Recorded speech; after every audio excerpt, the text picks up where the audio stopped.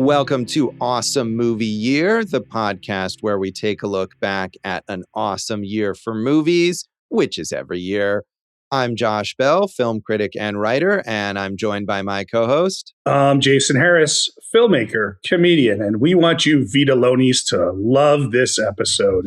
Unless you're a Jew, then you're not allowed to listen to it. Okay, well, taking things head on here from the beginning. I appreciate that. We are back to, after a little Christmas detour, talking about the films of 1971 in this season. And we're here at an episode that kind of jumps around film festivals a lot of the time, but we are going to talk about the Berlin International Film Festival, the Golden Bear winner at that festival, which is The Garden of the Finzi-Continis from legendary Italian filmmaker Vittorio De Sica. One of his later films. This is toward the end of his career, at a point where, critically at least, he'd been kind of on a downswing, and this was maybe a last hurrah in terms of acclaim and awards and attention like that toward the end of his career. But of course, a legend known mainly for Bicycle Thieves and the whole Italian neorealist movement. Right. He's the father of neorealism. We spoke about him in the Earrings of Madame de episode where he acted in it. We know from that episode that he got an Academy Award nomination for Best Supporting Actor in Charles Vidor's adaptation of A Farewell to Arms. Papa would be proud, Josh. And he's won Palme d'Ors, Golden Bears, BAFTAs, and 4 Oscars. So he's a heavy hitter. He is, yeah. And he was also a prolific actor, as we talked about in that episode, on a movie that he didn't direct. But he continued to act throughout his career in movies that other people made, as well as in some of his own movies. But I feel like now mostly people know him as this major Italian filmmaker. And this is a film, again, it's not maybe up there with his early neorealist movies. Often some, like Bicycle Thieves, considered some of the greatest movies ever made. But I feel like this is a pretty notable film of his. And it was, again, a success for him critically, awards-wise, commercially, after a period of doing more kind of mainstreamish movies. I guess this is a more heavy, serious story, as Jason alluded to, about Jews in the Italian town of Ferrara in the time leading up to and during World War II, as the threat of the Holocaust kind of comes closer and closer to these people, and they remain either genuinely oblivious or willfully oblivious, or maybe a mix of the two, I think. This is our at least third film that's covering this time period, Josh, along with Rules of the Game and The Last Metro. So it is obviously a tragic time period, but rich for storytelling. Right. I mean, and I think that idea too of the terrible thing that the audience knows, of course, because we are aware of history, is coming, and the characters maybe don't know or don't understand the full scope of it. That definitely creates some dramatic tension that is, rich for a storyteller to mine, I think. Right. But we're talking about of those three. It's Renoir, Truffaut, and De Sica. So you're talking about three of the most important filmmakers of all time. So in lesser hands, it might not have come off as deftly. Right, of course. And I'm sure there are movies that take on this time period that are definitely not as good. But those are all classics from great filmmakers. This is based on a novel by Giorgio Bassani from 1962. Bassani based the Giorgio character in this film, who in the novel, I believe, is never named, but clearly inspired by Bassani's own life. He was a Jew growing up, living in Italy during this time period, working in underground resistance and things like that. And he wrote a number of novels about Jewish life in this town of Ferrara. And it was a success commercially. For a film like this, it grossed $1.6 million in North America. I don't know the budget, but I think that's probably a pretty good result, especially in English-speaking countries. It won the Oscar for Best Foreign Language Film in 1972 when it was finally released in the US. And I think winning that Oscar probably allowed it to open in more theaters and reach a wider audience. It was also nominated for the Oscar for Best Adapted Screenplay. At the BAFTAs, it was nominated for Best Cinematography and won the UN Award, which I'm guessing is some sort of international film award. I'm not really sure what that is. It's like the FIFA World Cup Peace Prize. Really. Yeah, so it's meaningless. It's something they made up at the time. Yeah. You know who De Sica can thank for winning that Best Foreign Film Oscar is De Sica, because his movies were the impetus to create the award. Yeah, I think we've talked about this, I believe, in a previous season about the beginning where that was a non-competitive award at first. And I think we talked about the first movie that won the non-competitive version, where it was like a special recognition award. And then a couple years later, they started giving it out as weren't they hit? I thought it was either Sushia or Bicycle Thieves won the first one, right? Yeah. So the competitive version was introduced in 1956, it looks like, but other films were awarded before that as a sort of special recognition, which again didn't necessarily occur every year. And De Sica, I think, was given those awards. La Strada was the film that won the first competitive award, which is a Fellini film. So certainly De Sica and his films were a major factor in that becoming a regular part of the Oscars in general, I think. Fellini taking one home for the Vitalonis. So yes, in 1947, the first honorary or special version of this was given out for Shoeshine. Yes, and right. in 1949 to Bicycle Thieves. Yes, exactly. So both his. Right. We did talk about, I feel like we talked about one, or you know what? Maybe it was actually it was the best documentary feature that we talked about that had the same trajectory where they gave out a couple of honorary ones before it became a competitive award. I think we talked about one of those. So we don't know what we're talking about is the bottom line here on Awesome Movie Year.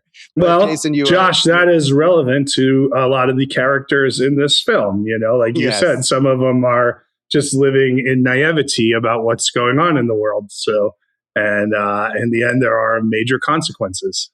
Yes, that is true. But you are correct that De Sica's films helped establish this award, which by the time of 1972, when he won for this, was a regular part of the Oscar ceremony. He also won another award that I don't really know what it is at the Berlin Film Festival. In addition to the Golden Bear, which is the general top award, he won the Interfilm Award, the Otto Dibelius Film Award. And I'm not sure what that's for. And I looked up who Otto Dibelius is, and he was some sort of like anti-Nazi priest. I don't know what he has to do with movies, but maybe because this was an anti-Nazi against fascism kind of film. Yeah, it could be any type of, I don't know either, but I would guess some type of film with a social message that not as specific as just anti-Nazi, but just crusading for social causes. You know, that's a popular, those are popular to give out on the film festival circuit. So I could see that. So good on you, Otto Dibelius. Yeah, I guess. He was dead by this point. I think they just named the award after him. But yes, much awarded. And in North America or in the US, this was, it seems like, greeted with mixed to positive reviews, and mainly the idea that this was a sort of artistic comeback for De Sica. So Roger Ebert said, "The Garden of the Finzi-Continis was a true surprise from a director who had seemed to lose his early genius. De Sica's previous 2 or 3 films were embarrassments from the director of The Bicycle Thief and Shoeshine. But here he returned with a film that seems to owe little to his previous work. It is not neorealism. It is not a comic mixture of bawdiness and sophistication. It is most of all not the dreamy banality of his previous few films. In telling of the disintegration of the Jewish community in one smallish Italian town, De Sica merges his symbols with his story so that they evoke the meaning of the time. De Sica's film creates a feeling of nostalgia for a lost time and place, but it isn't the nostalgia of looking back. It's the nostalgia of the time itself, when people still inhabiting their world could sense it slipping away and already missed what they had not yet lost." So it's a nostalgia of the present as it's happening? Yeah, I think that's the idea, that it's like a nostalgia for a moment that you know is going away as you're experiencing it. But really, how many of them seem to be aware of that? I mean, they all, I mean, the dad, maybe he was aware of it, right? And other than that, everyone, and the brother who moved to France, but everyone else was just like chilling, like, this is just, we'll get through this. Yeah, I think maybe they're not aware of the full scope of the consequences of what's going on, but they're aware that things are changing, right? I mean, we start the movie with the reason the title of the Garden of the Finzi-Continis, we start with the idea that this rich Jewish family, the Finzi-Continis, are no longer allowed to go play tennis at the tennis club because they're Jewish. And so they invite their friends over to play at their tennis court that they have in their big, huge, sprawling estate. So they're aware that things are shifting. And, there is, hey, remember when we would do this? Remember when we would do that? And it's also a time of life where things in your life are changing, even if the world is not under upheaval. These are college students, or they're about to graduate, or they've just graduated. And so that's a time where a lot of things are going away and new things are coming in. Sexual awakenings. That too. Yes. I feel like they've already sexually awakened. They're just now exploring. Well, they're Italian, so they're wide awake. It's frustrating and maddening. And I actually contacted our old high school history teacher, Josh, Mr. Baranoff, after watching this, who said the movie is good, but he likes the novel better. But I was wondering because, we've all studied history and, the Holocaust, but I never really knew what happened to the Italians who were taken away by authorities, during this time period. So that was something that was a clear oversight on my part that I never really learned about. Yeah, I saw some statistics somewhere, and I can't remember now, that in this town, but it was a very small number of people were actually taken away to concentration camps. And reading about the author, Bassani, he grew up in this, as I said, he was Jewish. He grew up, or Bassani rather, sorry. He grew up in this town and based this novel on his experiences. But he, as a Jew and as like an anti-fascist activist, was never taken to a concentration camp, but also did not have to like run away and go into hiding like we see that brother doing in France. So I think it was a lot less in Italy than it was in other countries, in Germany, and certainly in the countries that Germany directly took over. Whereas maybe because Italy was not taken over by Germany, it was taken, Mussolini was an ally, and maybe they were less about persecuting Jews in a way than Hitler and the Nazis were. Yeah, from what I kind of picked up, it was more about, and now this is going to sound crazy because this would never happen today, rounding up a group of people and deporting them. So, right. That seems to be arbitrarily what happened. You just definitely no racism involved with that, just rounding up groups of people who are of the same lineage and then deporting them, Josh. That's real class right there. Totally reasonable thing to do. Yeah, so that's kind of how I got it. I wonder, you said the brother goes into hiding. I don't think he was... He goes somewhere. He runs away. He goes away somewhere where he... Right, he went to France and he was studying and it seemed like he was thriving. Right, yeah, it does. It does seem like that. And I mean, of course, the other thing we know is that at some point France is going to be taken over. And being a Jew in France is not necessarily a safe thing eventually. But for a while, at least, that's somewhere he can go and can be more open and thrive, as you said. But that's what I mean is that Bassani didn't have to do either of those things. He didn't flee to another country and he didn't go into hiding. He was able to continue living and then, just stay there throughout the war and afterwards. Right. I mean, and that's cool that he was able to do that. But yes, just tragic. Every time we talk about this, you think about all that's lost in these situations, right?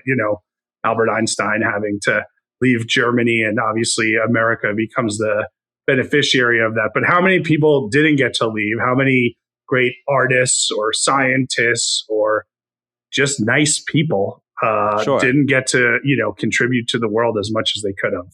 Right. I mean, and we don't see what happens to the Finzi-Continis at the end of this film, but we can imagine where they're going to end up. And these nice people are not going to come back to their home.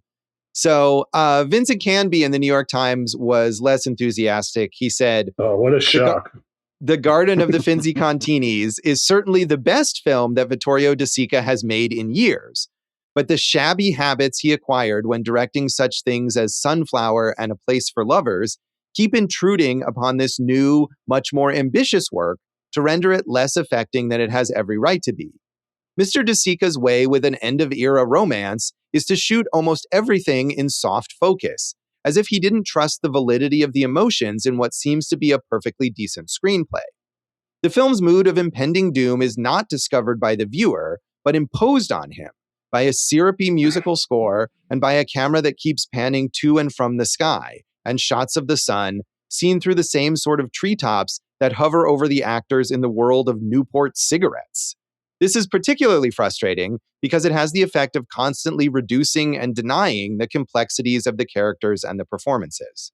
Maybe the most off-base review you've read in the history of Awesome Movie Year. Oh, I'm sure there's more. I mean, you're right. You're right. There's more. But I mean, the soft focus and the look of the movie adds so much to it. Like, you're watching and you're like, I mean, dude, how do you not get that from watching the movie? He's created this beautiful landscape and you see all these beautiful people thriving and living these kind of robust lives, and it's all taken from them. The prettier it is, the more affecting it is because of the way he set up everything in that world that, like you're saying, is like this paradise for them that they don't get to keep simply because they're Jewish. Like, this is a very clear decision that I think works extremely well for De Sica in this film.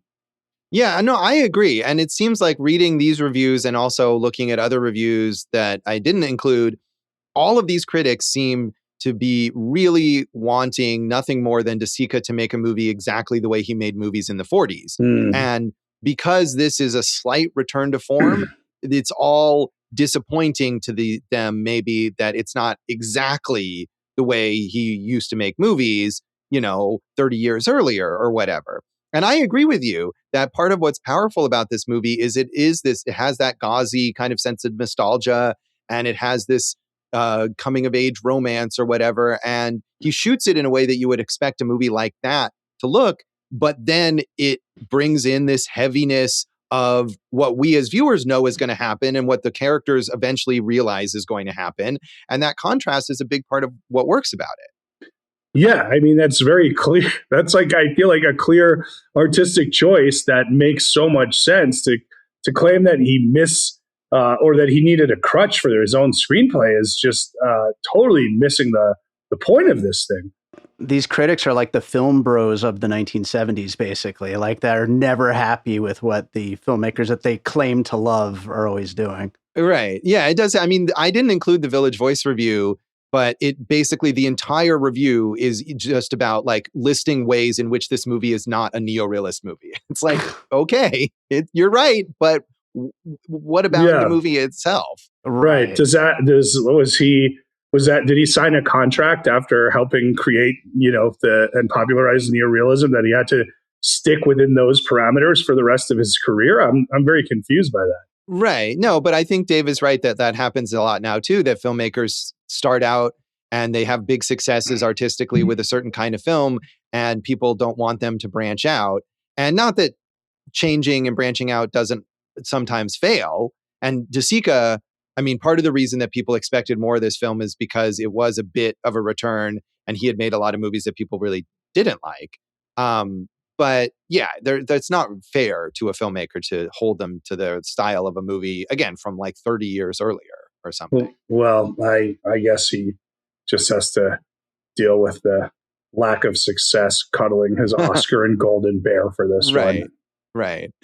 So finally, Gene Siskel in the Chicago Tribune, I feel like was also off base in a different way. He said, "These are the bare bones of a story which, as you must have anticipated, moves to a conclusion in which both families pay dearly for their insularity and blindness. The Garden of the Finzi-Continis is an important story with important lessons, and it has its heart in the right place, but not its footage. Too much attention is given to the young members of the families. Too much attention is given to recreating a mood and a time, and too little time is given to the elders of the Finzi-Contini family. The effect is to focus our attention on the love story between Nicole and Giorgio and the furnishings of the Finzi-Continis home. So the issue was that they focused on the main characters. Right. He wanted this to be a story about the older generation of characters. I mean, and that's fine if that's what you wanted, but to say that that was the misstep is very strange. I feel like you certainly get, at least from Giorgio's family, you get very clear points of view from the dad and the family about what's going on, So, look, I'm just going to say this, like the strength of the movie is that they've told a love story with a tragic world tale surrounding it. And the reason that the tragic world tale hits home so much is because they've created a human story that you can relate to and invest in. Right. Yeah, I agree. And I think making it about young people falling in love is deliberate. It's not about that older generation who are sitting at home kind of fretting over what might happen. But we see those people. And the idea is like, that's what they're doing. But the young people are consumed by their romances. They're consumed by things that we would expect college age people to be consumed by, and not fully understanding what's going on in a larger world context. So yeah, I'm with you, Jason. I think these critics are off base on this, and they're wrong. Yeah, you know what? Dazed and Confused would have been much better if they had put more grandparents in there. Yeah, maybe if it was all about the teachers or something. Yeah. So I had not seen this film, and Nazi. Oh yeah, there you go. Because they Nazis, because they're all Nazis. I did get that. Really brown coats, I guess. Yeah. They're not. There are Nazis, but I mean, it's more the fascisti. Yeah, Italian. Yeah. I think they were the brown coats, right? Yeah. They? Yeah. I don't know. Maybe. But I feel like it's a De Sica. I think is maybe a big blind spot for me in terms of these major world filmmakers, because the only other De Sica film I had seen is Bicycle Thieves, aka The Bicycle Thief, as Ebert references it, because that's how it was known in the US for a long time, and that's how it was known when I saw it. That's how long ago it was. I was, I believe, in college in a film class or whatever. So definitely need to see more of his films, and didn't have a chance to this week, but I certainly should do that. So had you seen this one, Jason? No, I'm the same as you. I saw Bicycle Thieves when I was in college. I wanted to rewatch it this week, but I did not get to it. But, Josh, as our esteemed Italian critic Vincenzo Casaretti will tell you, if you want to watch more movies from this guy, to define never mind. I blew it. So I'm waiting I thought maybe you learned an Italian word for this episode or something that you were going to deploy. Let me try. Your fake critic. You watch the more Italian movies? You got to define but first you got to De Sica. Oh, is that what you were trying to do? Okay. Yeah. All right. Yeah. There you go. So not good. No, not his best work, really. We'll have to see. Like these critics that we've referenced, Vincenzo Casaretti, although he was his intention was there, just didn't deliver the right way. So true. Yeah. So Dave, had you seen this one before? No, I had not. I've had Bicycle Thieves on my watch list, so I also, like you guys, did not get to watch or rewatch that this week, but I would like to. Yeah, so you hadn't seen any De Sica before? No. Yeah. No.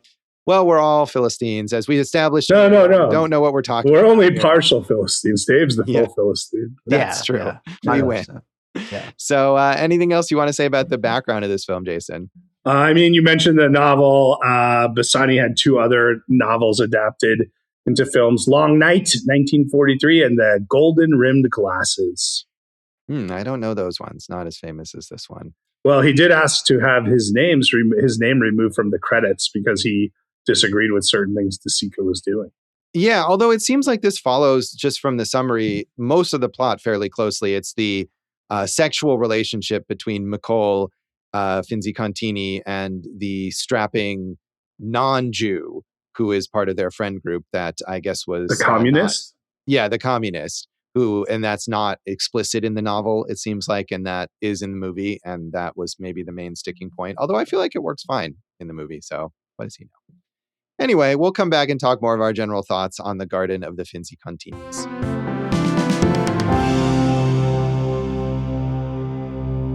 Welcome back to Awesome Movie Year. In this episode of our season on the films of 1971, we are talking about Berlin Film Festival Golden Bear winner, The Garden of the Finzi-Continis from Vittorio De Sica. And I guess I was just talking about that character, the communist, who is sort of, it's interesting. At the beginning of this movie, I was like, oh, there's too many characters, because we start out with this whole big group of young people who are coming to play tennis at the Finzi-Continis. And I had a hard time kind of keeping track of them all at first. And then I realized most of them just disappear. And there's really only like 4 main characters. Yeah. So did you get a handle on that initially, Jason? Well, and did you realize who was important? I mean, it didn't slow me down, but I do understand, like, Giorgio and Alberto, they kind of look alike, so that didn't help, So there were a lot, and like you said, they fall by the wayside, and it becomes about Mikhail and Giorgio, and Malnati was the guy. So, but I did like the kind of overlays of splitting time between the youngsters, the Vitalones, right, and also the familial, hierarchical, classic rich, or not even rich for Giorgio's family, but just kind of like the traditional family structures. Yeah, I mean, Giorgio's family seems to do fine. They have a nice apartment and everything, and they have a servant, a maid there. So it's just that the Finzi-Continis are clearly very rich. I mean, their estate is massive. They look like they live like they own a forest or something. And I think they shot it in like a park, like it's something that's not even someone's private property, but it's amazing and almost disorienting, right? Because there are these what look like kind of dense city streets, and you open the door to the Finzi-Continis, and then there's this, it's like they live in Central Park or something, in the middle of the city. There's this huge verdant area where they have their garden. And so clearly they are very wealthy. Well, if they did shoot it in the park, I feel like the spatial elements were really effective. Like, I felt this was a sprawling, kind of Italian manor. Whereas something we talked about earlier in this year, this season, Bay of Blood, like that setting didn't work for me at all. Right. Yeah. I mean, then that was the opposite, where they had tried to use like a tiny amount of space to imply a much larger amount of space. And this is a 450-acre park in Rome where they shot this film. Mm-hmm. Villa Ada is the name of the park. So, yeah, I mean, it's huge, but it does give you that. I feel like it gives you that sense of place there, but also there really is, because in part, maybe because they shot, the door is in a completely different place, but it almost feels like a portal, like Narnia or something. You go through this door and you're transported into this giant garden that there's no way it could possibly fit in the city, but yet it does. Has Narnia been taken over by fascists? Probably. Yeah. I mean, the way things are going, right. Yeah, I bet. It's staying at Netflix, but once it goes to Paramount, we're all done for. So Definitely it is. So, yeah, I liked it. What did you think of Malnati as a character? I thought he was an interesting figure. Yeah, he was good. I mean, he was the, kind of like, but I think you see this in, also like 1973, American Graffiti, right? It's young people not realizing just how dire the circumstances are going to be around them with Vietnam and everything. And something else bad happens to like the cool guy of that bunch, right? The other interesting thing about Malnati here is like, it's hard for anyone to dislike him. Everyone likes him, and he's like the cool guy. But he even says like, yeah, I got called up. I hope they don't send me to Russia, right? Like, he almost predicts his fate. And that was pretty sad. But it was interesting in Act 3 that so much of it was kind of, there was exposition of what happened to a lot of these characters, as opposed to showing it. I thought that was an interesting choice. It didn't, I don't think of it as a negative, because you were seeing reactions from other characters who were close to them, but usually you wouldn't make that choice, I don't think. Yeah, and we don't follow him. I mean, once he gets called up, we don't see his actual experience there. We hear later that he has been killed in Russia. and we find out specifically what happened to him. Whereas again, at the end of the movie, you could imagine that maybe somehow the Finzi-Continis survive the well, they could have. Holocaust. They could have. Yeah. They could have. I think the real people that the author was inspired by did not. But they could have. But Malnate, we know for sure that he did not. Right. And the irony there is he's a communist who doesn't believe in any of the things that he's fighting for. He's fighting against communists at this point in time.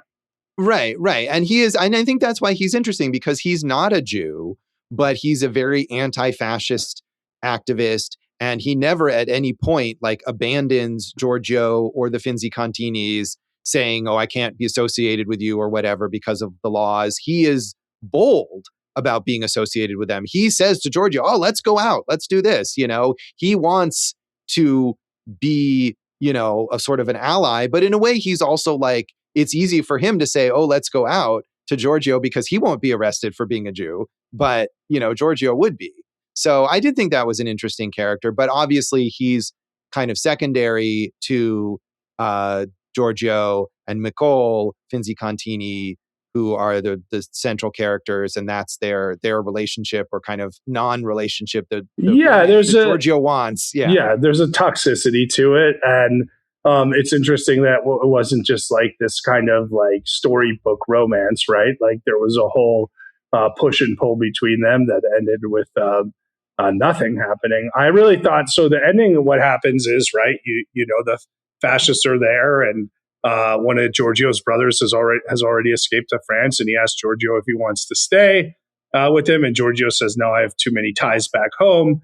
And in Act 3, that's when the fascists start rounding up the Jews and marching them into what was Nicole and Giorgio's old schoolhouse, right?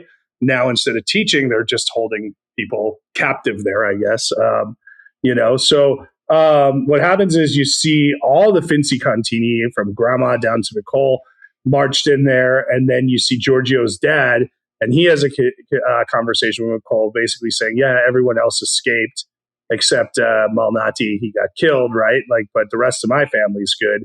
So it's just us and you guys and all the other people who are stuck here. So, but it's interesting that, they were, I guess that family was a little forward thinking in like, hey, it's time to get out, while some others were just like, it'll pass.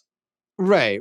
I mean, and even up to that point, I mean, if Giorgio got out, it was probably the last possible moment that he would have been able to get out, right? Because everyone's being rounded up at that point. So obviously they didn't anticipate early enough, or didn't anticipate what they would need to do. You see Giorgio's father, he's the one who seems to have the clearest idea that like some shit is going to go down. But even he doesn't take the step then of saying, let's get out. I mean, he tells his son, like, yes, go study in France, like you should go.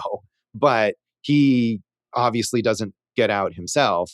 So, I mean, I think that is really the main theme of the movie, the idea of not understanding how dire circumstances are until it's too late. Right. I think that's a bit strange, though, that he was able to get his whole family out, but he stayed. Like that maybe could have used a little explanation for me. Yeah, I mean, we don't know the details of how that happened or what happened exactly there. What do you think had to do? They had to leave Anatevka as well? Is this a Fiddler on the Roof? Yeah. I mean, there are parallels here, certainly, to Fiddler on the Roof. I mean, that takes place in an earlier time, but it is also during a historical period that we would be aware of where Jews are being persecuted, they're being driven from their homes. All of this kind of stuff is similar, and maybe some of the older characters that Gene Siskel thinks should have been the main characters, they might have memories of that. They might be aware of, what happened to Jews during the pogroms, things like that. And that might be one reason why Giorgio's father is more aware of the possibilities here. But maybe he decides I have to stay home to make a living or to keep my job, to be able to send money to my family as they escape. We don't know. But things like that where he kind of sacrifices himself for their sake.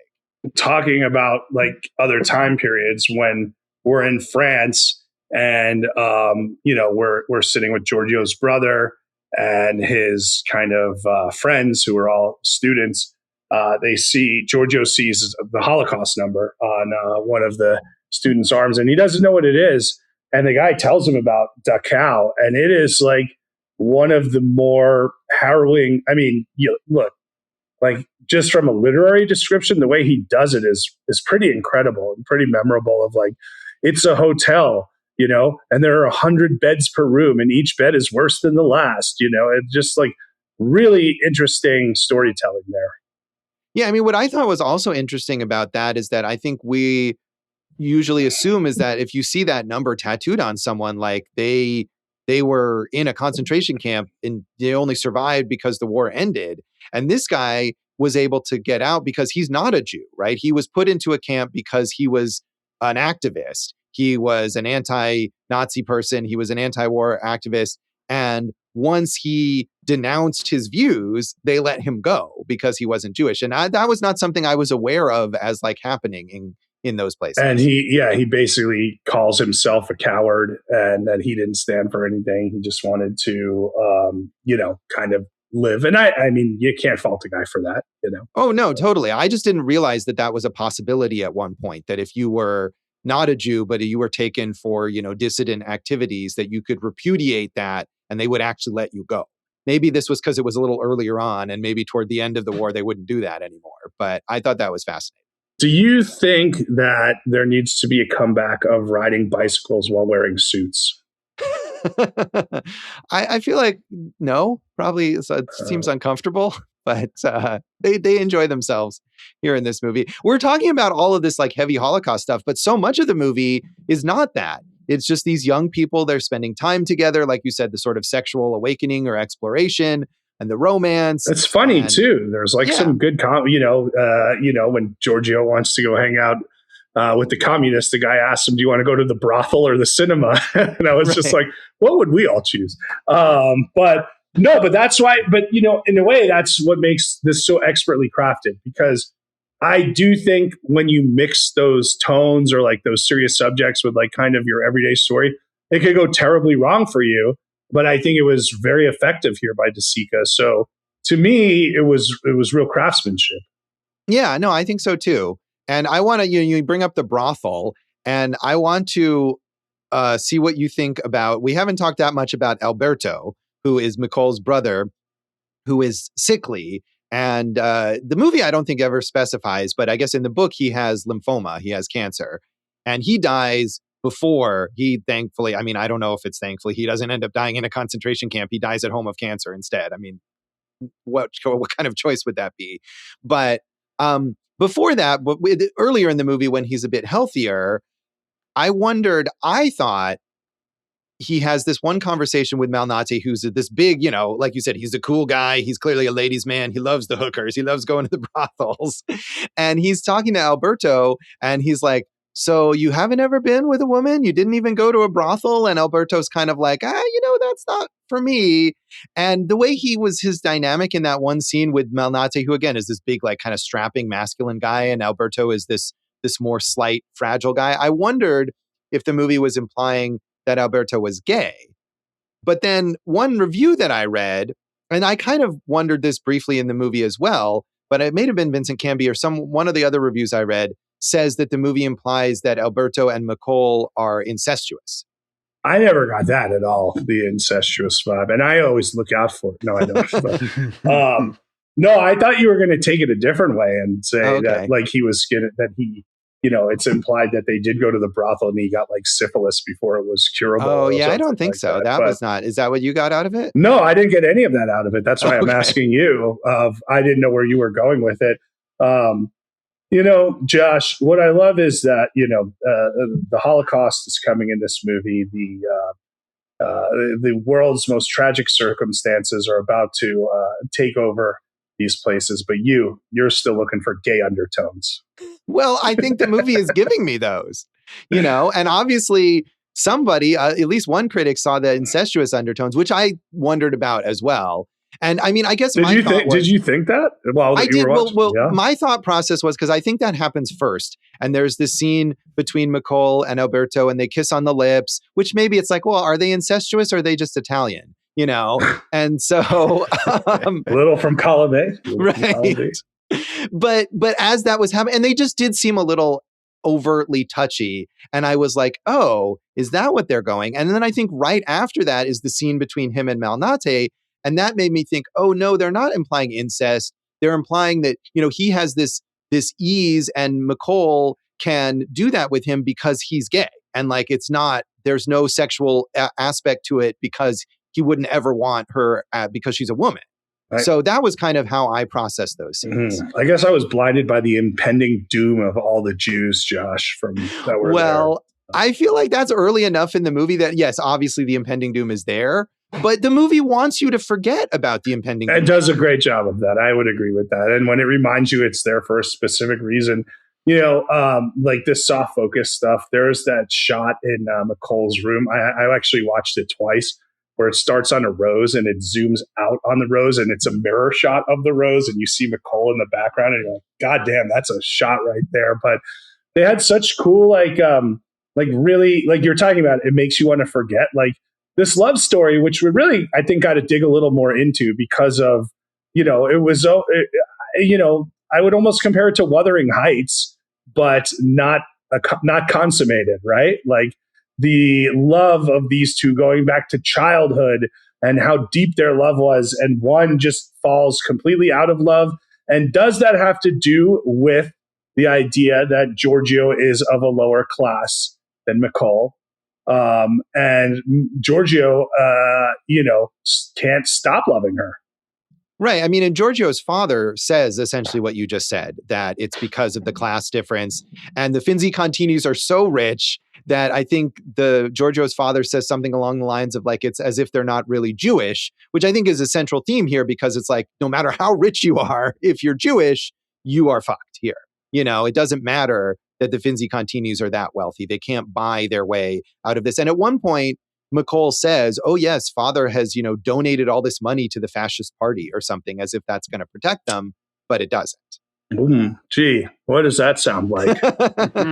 I mean, we'll get into that in the legacy, but I'm not going to lie. That was one of the most harrowing aspects of this, is like just how relevant this is today. And it's like, this is a movie made in the 70s about the 40s. And it's like, what are we doing, guys? How are we allowing this to happen on American soil right now?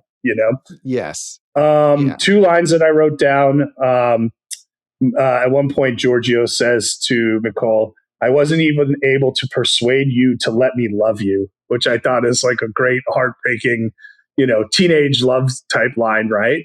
And then the dad, when Giorgio is talking about how heartbroken he is over the situation, says to him, in life, you really understand this. To really understand this world, you have to die once. It's better to die young when you still have plenty of time left. Time to get back on your feet and live again. And I was like, man, that's Italian cinema. So.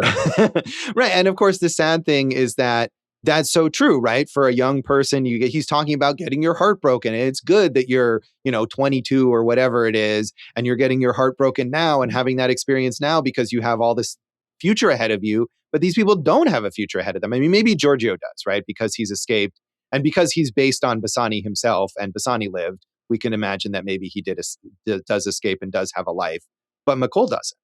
No, the Finzi-Contini doesn't end well for them. The rest of the family, like you said, Giorgio's family, they've all kind of escaped. But like you also pointed out, the brothers in France, we know France got shellacked in a lot of ways during World War II. So who knows how that all ended up? It's just, I just go back to the idea that I can't believe that we're living through what we're living through right now based on this. And maybe we need more art, Josh, to show us the way. Sorry, Gene Simmons and your Kennedy Center honor.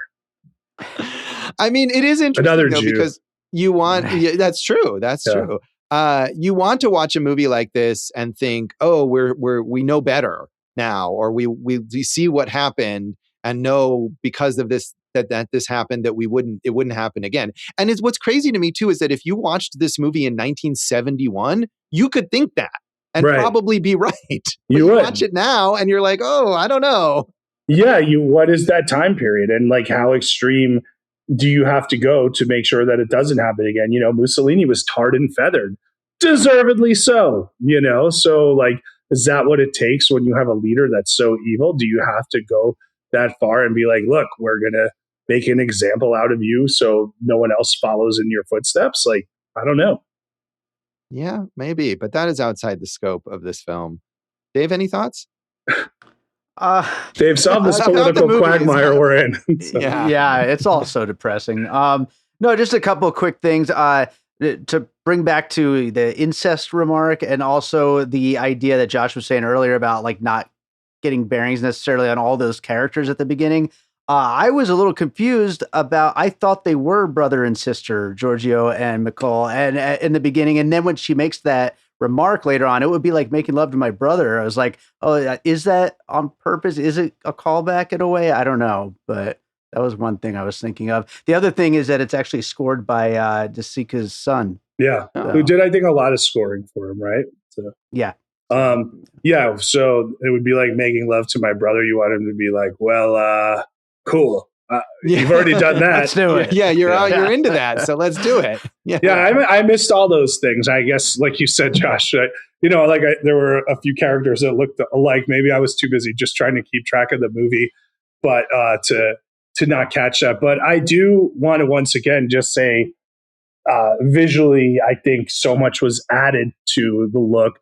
A few years later, we've already talked about Barry Lyndon in the same decade and using that kind of soft light and, in this case, soft focus for these well-off or beyond well-off people, one percenters. Like, I really think it added to the entire feel, and that juxtaposition, that jarringness of like, look at this beautiful world we live in, and the jarring, it's ripped away from them. Right. Yeah, I think that is key. And I'm sure that's like a deliberate decision to make it look that way and make you think, oh, it's like this kind of this nostalgic romance. And then you are hit with what's going to happen. And I think that is key to it. So should we rate this out of 5 tennis courts? Yeah, there we go. Courts. So, interesting. So if you gave it 0, would you have to give it love? Because love is 0 in tennis. I gave it 3. It was real close to 3.5 for me. Worthwhile movie. Brought up a lot of interesting questions. You guys brought up some interesting questions I hadn't thought about. And really a mirror into what the fuck are we doing nowadays? Yes, sadly that it is. I'm going to give it 3.5 tennis courts. I thought it was quite effective. I mean, is it De Sica's best? I mean, probably not. I'm sure if I've rewatched Bicycle Thieves or some of those other renowned neorealist films, they would be more impressive. But I think this is a good movie that maybe hasn't sustained the same reputation, but should. Dave, before you read it, it would be really interesting to watch this and Bicycle Thieves together to see the themes that kind of match up. And, we're talking about completely different people, completely different classes, but just kind of the bigotry that's involved with that. I think it would be an interesting back-to-back on that. Right. And I think there's, just because the sort of cinematic style is different doesn't mean that there's not a thematic through line in these films for his whole career. So, Dave, what did you rate this? I went with 3. I feel like I'm in the same place as Jason, where I'm like almost at that 3.5. But it's a good movie, and I enjoyed it. All right. Well, we'll come back and talk about the legacy of the Garden of the Finzi-Continis.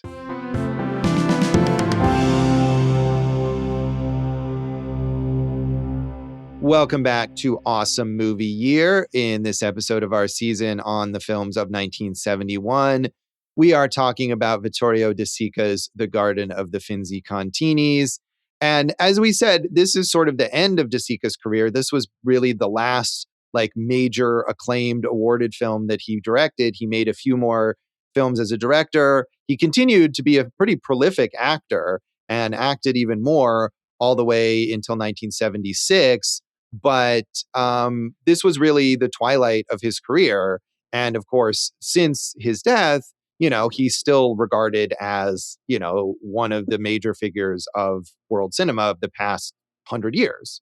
Right. Either the father or grandfather of neorealism. But, Josh, the point there is one we've already established that we should watch more of his films as a director. But I think after watching Madame D, where he was a true standout in that film, I'd like to see more of his films where he's acting.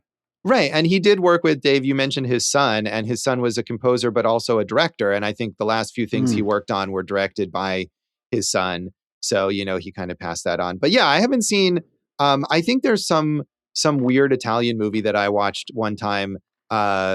Is it the 13 Chairs or something like that? That I watched for some random the Mel Brooks film. Thing. No. But it's based on this. It's based on the same source material as the Mel Brooks film. Yeah. But that he has a small role in that I think I didn't notice, and it's certainly not the most notable thing of his. But he has a long list. I mean, his list of acting credits is longer than his list of directing credits, so something to check out as well. This was kind of a breakout role for a lot of these young central actors, all of whom went on to very prolific careers. Lino Capolicchio, who plays Giorgio, tons and tons of Italian film and TV credits through the 2010s. Dominique Sanda, who plays Nicole, in films in multiple languages, Italian films, French films, British films, American films. She herself is French, and she is still alive and still working, as is Fabio Testi, who played Malnate, did a lot of genre stuff in giallo films and spaghetti westerns, has done TV, has done American films. And I just saw him in a movie last week, Reflection in a Dead Diamond, the Shudder original film from the team of the Belgian filmmakers Kate and Forzani, who make these kind of weird impressionistic avant-garde riffs on Italian genre movies. And he plays this sort of aging spy figure. But casting him, I think, is part of the reference in that film of casting someone who's known for these genre movies. And I wasn't familiar, and it was just sort of this random coincidence. Like, wait a minute, I know who that guy is. So cool to see him at like opposite ends of his career within the space of a week. Yeah, that's interesting for sure. And did he have, I mean, he's so much, obviously it's 50 years down the road. Was he still a suave dude, Josh? Oh, absolutely. And that's the reason he's cast in that. I mean, he's meant to be, it's like takes place, he's the aging version of the kind of James Bondy spy. And then we have all these flashbacks to the younger version of him. But yeah, absolutely. He's still very suave. He's still like a snappy dresser, and he's still kind of like able to talk to the ladies, and all of that is a big part of what the character is in that movie. Well, Josh, speaking of being able to talk to the ladies, Helmut Berger, who played Alberto, was a real sex symbol of this time. And he has a Golden Globe Award for The Damned and a Donatello Award for Ludwig. Yeah, Donatello is essentially like the Italian equivalent Oscar of the Oscars. Yeah. And Berger also, I think, like Dominique Sanda, that's what's impressive. I mean, he was in movies in Italian and French and German and in English, like all, real true international performer, and was working all the way through 2019 before his fairly recent death. So big careers for these main actors here in this film. And Giorgio's dad, Romolo Valle, was also one of those actors who was able to play in different languages, movies from all over, different types of filmmakers. Yeah. So Bassani, as we kind of said, continued, he wrote a whole series of novels about the lives of Jews in this town of Ferrara. And this novel was also adapted into an opera in 2022, which could be something, I guess. However, Josh, the most interesting credit is that of Giorgio himself, Lino Capolicchio, who did the Italian dub of Bo Duke on the Dukes of Hazzard. Yeah, that is certainly his high point as an actor, I'm sure. So do you want to say more about the legacy for horrifying world events, or have we covered that? There's no legacy because they're still happening, sadly. They're constant right now, right? So, yes, they are. I don't get it. I don't understand why people just think this is okay. But yeah. I mean, I do understand it's because they're racist, but yeah, I don't know. Maybe they should watch this movie, but it probably would get the wrong message out of it. So right, they would cheer at the end. Yeah. So that's the Garden of the Finzi-Continis. Right. And that's this episode of Awesome Movie Year. You can despair with us online and on social media. Yeah, and Josh, I just want to thank everyone because Dave sent us our wrap for the year of our listenership, and it's gone way up, and that's really awesome. So thank you guys for supporting the show, and especially Alice's Restaurant, our number one downloaded episode of all time. So. I would love to know how and why, but I will not question it. So it's look nice. forward to a whole season of Alice's Restaurants. But if you like that one, or you have any other favorites, or you've watched this one, let us know. We're at awesomemovieyear.com, Awesome Movie Year on Facebook and the Gram. If you watch one of our movies on Letterboxd, please throw the tag Awesome Movie Year there. I'm at Go for Jason. After the terrible butchering of Vincenzo Casarette's quote on this, I'm now down to the number 3 account in North America. But you can also find me at Jason Harris Comedy on all the socials. Come out to a trivia night. Dave, one of your friends, Stephen Hughes, on the Popcorn and Puzzle Pieces group, came out last night. First time playing trivia. His team won. Wow. All right. Way to That's go, awesome. Stephen Hughes. Yeah. Lots of we got Awesome Movie Year, Popcorn Puzzle Pieces, Trivia Night, crossover. It's all happening. Love it. You can find some old stuff from me at joshbellhateseverything.com. I'm at Josh Bell Hates Everything on Facebook, at Signal Bleed on Blue Sky and on Letterboxd. And check out our producer David Rosen's awesome podcast, Piecing It Together. Check out Piecing It Together wherever you listen to podcasts. Follow us on social media at Piecing Pod. And also, I just wanted to mention, I also got some end-of-year stats from YouTube today. And way above all of my music videos is the Awesome Movie Year episode on Crumb. So Excellent. You guys have taken over my YouTube and all my socials and everything. Crumb and Alice's Restaurant. I'm into it, bro. What is Let's going go. on? What if our Crumb visited Alice's Restaurant? That would just explode. What if R. Crumb wrote a book on Arlo Guthrie? Yeah, Mm-hmm. all of those things. So, Jason, what's in our next episode? Josh, it's our second time talking about one of all of our favorite filmmakers, William Friedkin, Best Picture winner, 1971. It's a hammer. It's called The French Connection. So tune in next time for The French Connection, and thanks for listening to Awesome Movie Year. Thank you for listening to Awesome Movie Year. Make sure to follow Awesome Movie Year on Facebook, at Awesome Movie Pod on Twitter, and at Awesome Movie Year on Instagram. And if you like the show, review us and rate us with 5 stars on Apple Podcasts.